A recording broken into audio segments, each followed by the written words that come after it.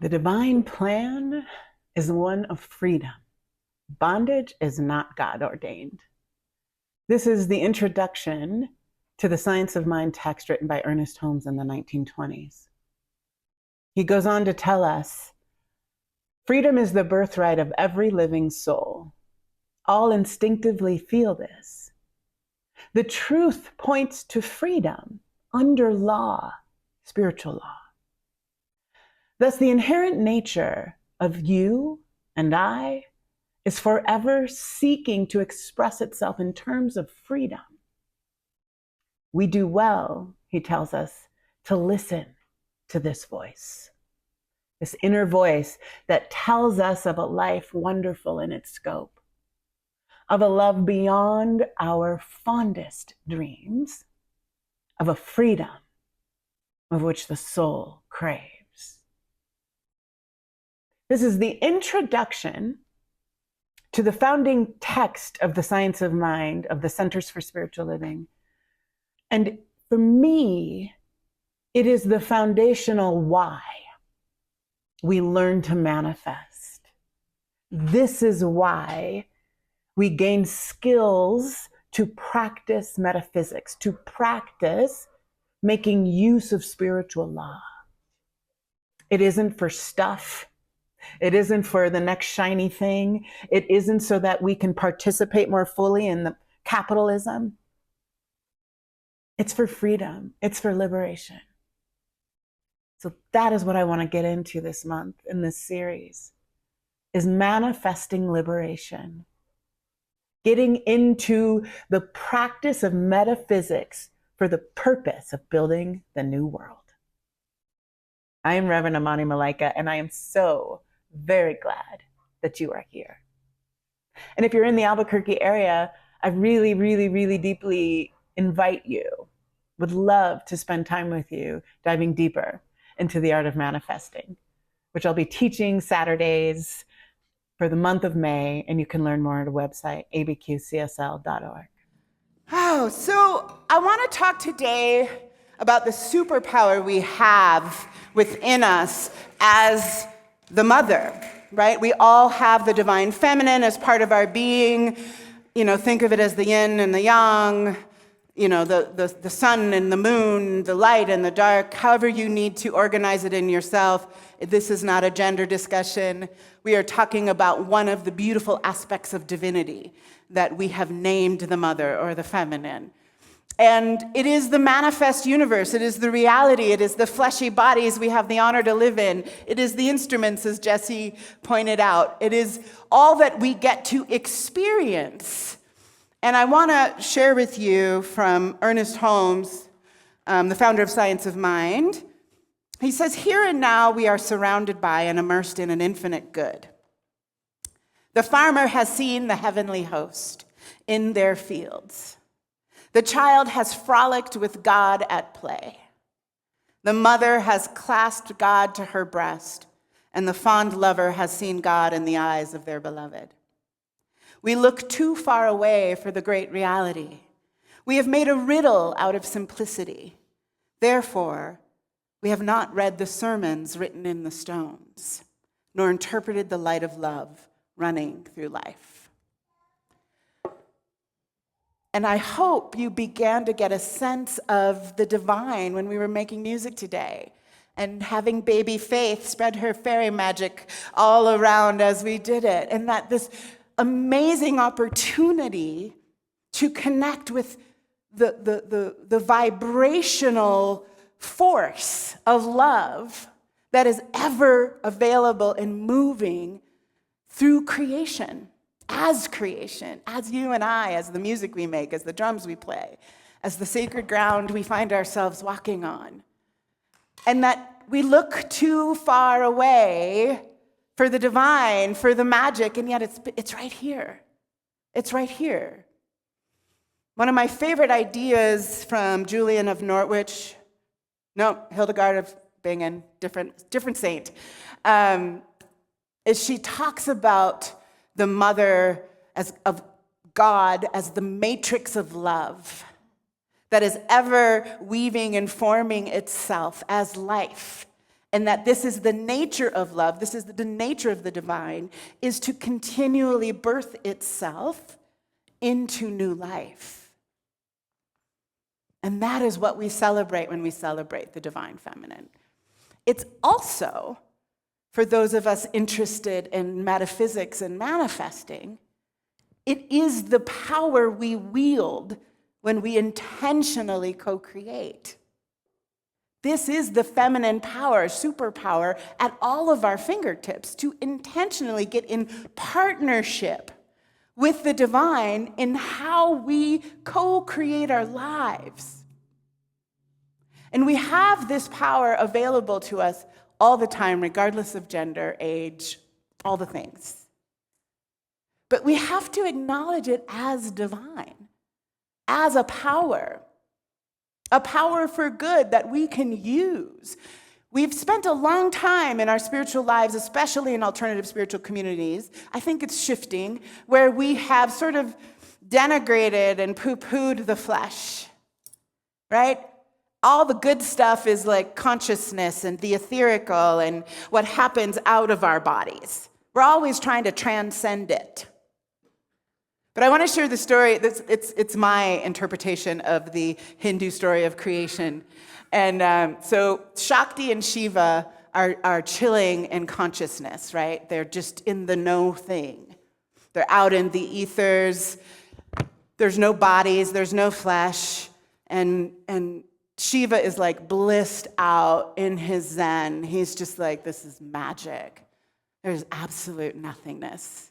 There's nothing but peace and stillness and spaciousness. This is it. This is what we all long for. I am in my zone. And Shakti's like, I'm so bored.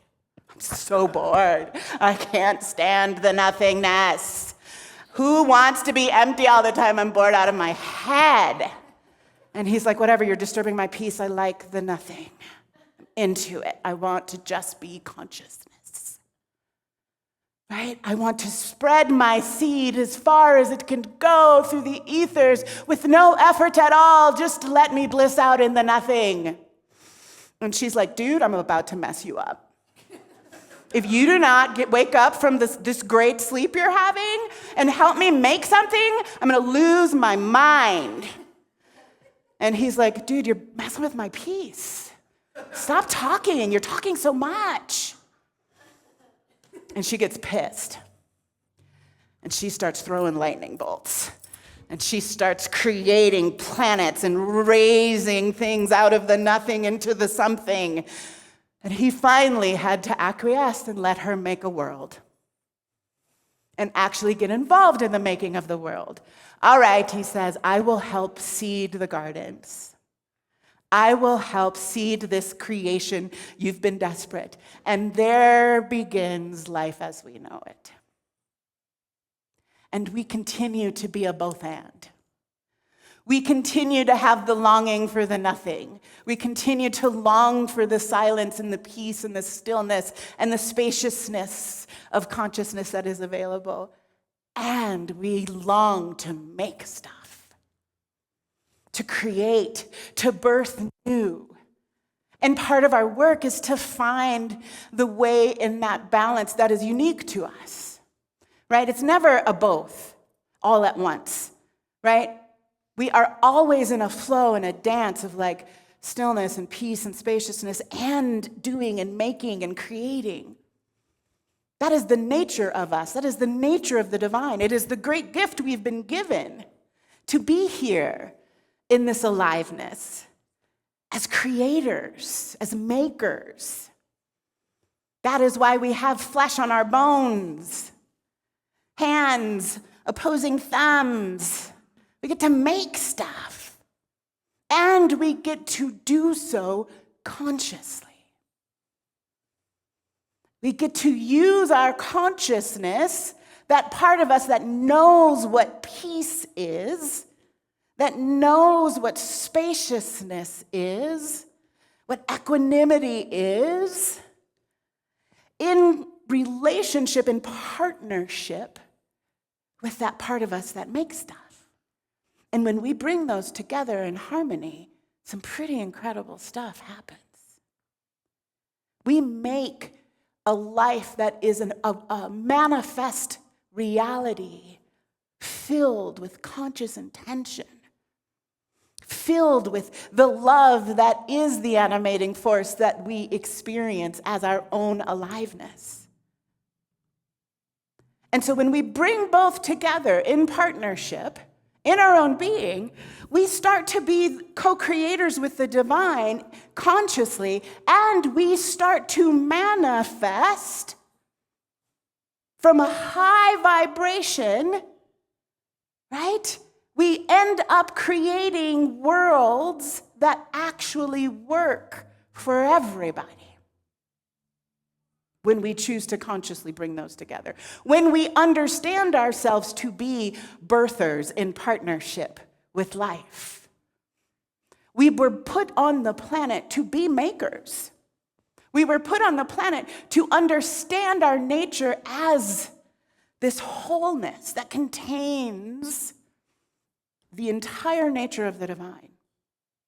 We create stories and mythos and language so that we can wrap our heads around the magic of wholeness, the incredible wonder of the whole that we are made of and are, right? Rumi said, "You are not a drop in the ocean, you are the ocean." And it's really hard to wrap our heads around how powerful we are.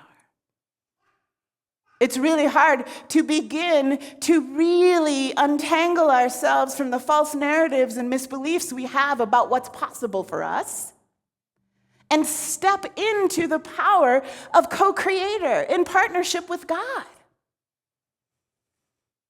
That you, regardless of gender, can birth new life every day if you so choose. You can make a joyful noise anytime you feel like it. You can make a thing. You can make babies. You can make gardens. I spent my morning picking flowers in my garden to bring for y'all. We have choice to actively engage in the gifting we've been given as beings who are alive and filled with the nature of the one. The one that wants to do no thing, and the one that wants to make all the things. And that both are alive in us. But I think we need to honor the part of us, the feminine, the maker, the creator, the creative in us. Does anybody in the room really feel like they're not creative? I'm just not a creative person. Right? And when you think of being creative, you think of like the visual artist. I see you. You have to be a musician or a painter or a sculptor. But to create is to make something new. You might make a day filled with ease for your family. You might make a moment beautiful with the cashier at the store. Your life becomes a creative act when you partner it with conscious intention. When you choose to accept yourself as a co-creator with the divine. When you choose to accept that you are Shiva and Shakti and you were put here to build worlds. That's how powerful you are. And when you vibe in the truth of that, when you allow the frequency that your body begins to resonate at, you become a co-creator in the spiritual law of the universe. You become someone who is making use of this spiritual law, right? Rather than an unconscious robot, which is really what most of us have been handed as an option, right? We've been handed this option like, just do the things that you're told to do. right? Get a good job, get a 401k, get a mortgage, marry the person, make the babies. We've been given this sort of way of being as if this is a version of success that we all have a longing for in our heart, and which is absolutely untrue. But when you check in and get in relationship and contact with that inner Shakti, that inner Shiva, the Mother, Father, God that is within you, and begin to discover what is the actual longing of your heart. What really do these hands of yours want to create in life? How can you make your life a work of art? How might you define success for yourself when you understand yourself to be a divine mother here to birth life? Because that is the deal. That was your divine appointment. You have the power, the tools to consciously live a life that is a work of art, if you choose. You get to begin to seed your garden with the longings of your true self. You know, I always look to sort of the folks on the cutting edge of aliveness. And right now, for me, the non-binary community are like doing the thing. They're showing us what it means to courageously live the truth of your being in a world that would rather reject and dismiss and not even allow your existence. And for me, they are a prime example of what it looks like to be so connected to the truth of your own being that you will not be stopped by the outer noise. You will create the life that you know in your heart of hearts is yours to live and express and create and be a way shower for the rest of us, to live with that kind of courage, to be unapologetic when a choice we make may not go with the norm. To be wildly brave, to step out into the world exactly as you want.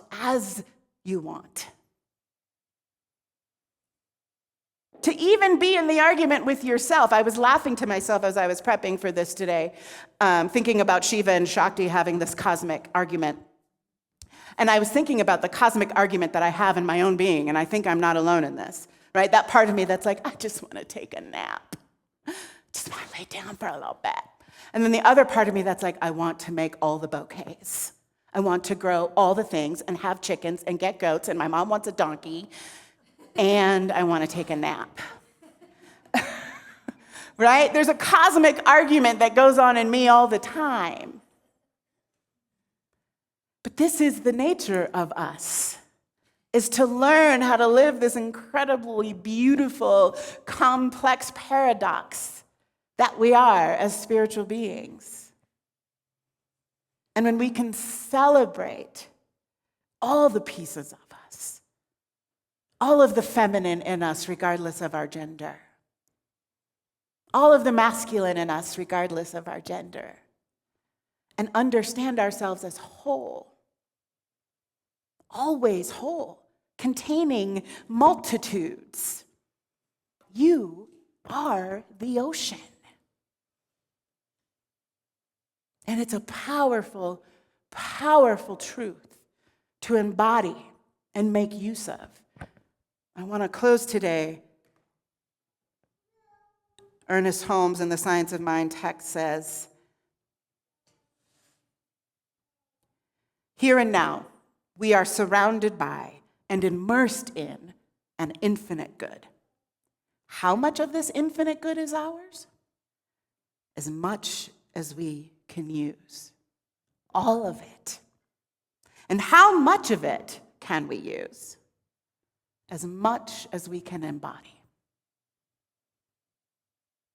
We have entire universes at our fingertips. May you embody the whole truth of yourself and allow it to shine out in the world. you might just be the game changer the world is waiting for. I'm going to invite our musicians and players back up to the stage to close us with a song prayer that I invite you to really sit with, you as a creator, as a birther, as we close today, and how you're going to look for that out in the world and bring that to all the people in your life, making a difference. Amen? So it is.